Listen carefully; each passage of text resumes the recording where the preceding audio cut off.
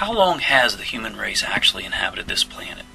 Tune into my talk show, Universal Talk, Saturday, March 27th, 2010, where we will explore the evidence. We welcome Michael Tellinger on the show to discuss the discovery of the first civilization on Earth at the bottom of Africa.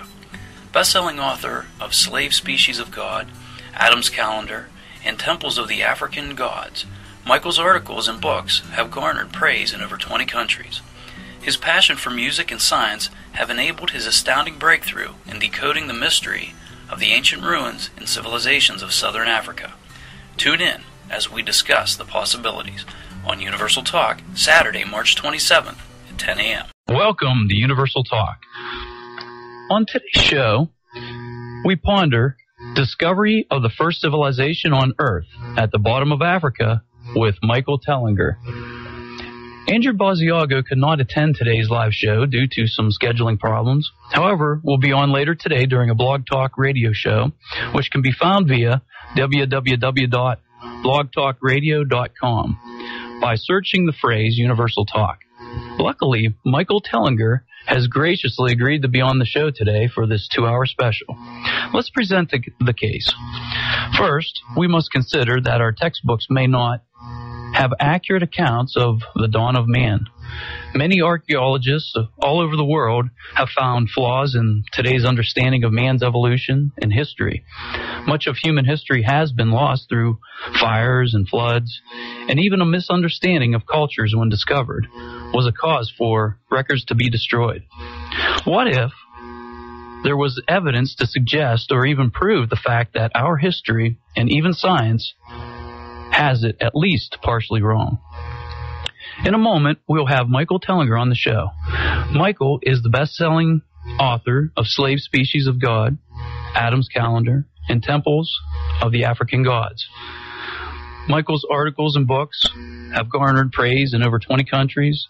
His passion for music and science have enabled his astounding breakthrough in decoding the mysteries of the ancient ruins and civilizations of southern Africa. Hello, Michael Tellinger. Welcome to the show. Hi, Joe. Very nice to be with you. Thanks. Great. Hey, do you want to tell the listeners a little bit about yourself? Yeah, thanks very much. I suppose I could say by the fact that I'm really very fortunate to be living in southern Africa, especially South Africa at this point in time. And after writing Slave Species of God in 2006, my journey of discovery and exploration into the origins of humankind has taken me down some very interesting paths and led me to meet a chap called Johann Heine, who made the phenomenal discovery of Adam's Calendar, which, at that stage it didn't have a name. It was just a calendar site.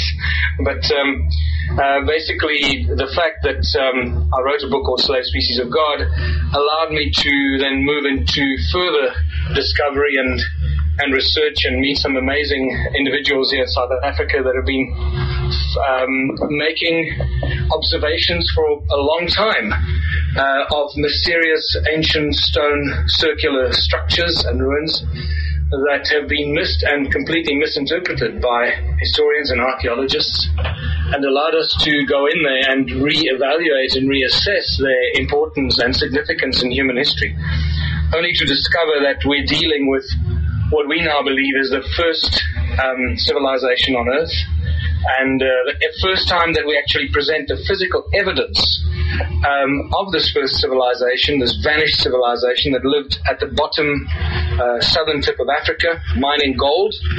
And this would be the civilization that people like Zechariah Sitchin and many others have been writing about and referring to in their translations of the Sumerian tablets.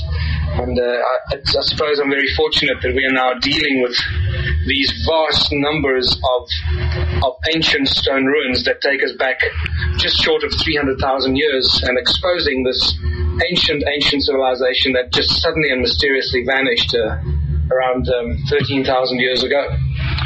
And that's what we're dealing with at the moment. And I suppose I'm working on that on a daily basis.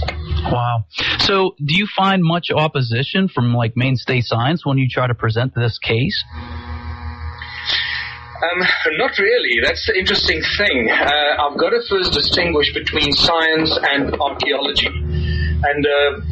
And I need to do this because I think it's important just to put things into perspective. Scientists as a whole, physicists, astrophysicists, chemists, geologists, people who've studied scientific principles or have some sort of a scientific background have absolutely no problem with any of these discoveries. In fact, they're the guys that are really supporting my work on all kinds of possible levels, even astrophysicists and nuclear physicists and some of the leading experts in their field here in South Africa.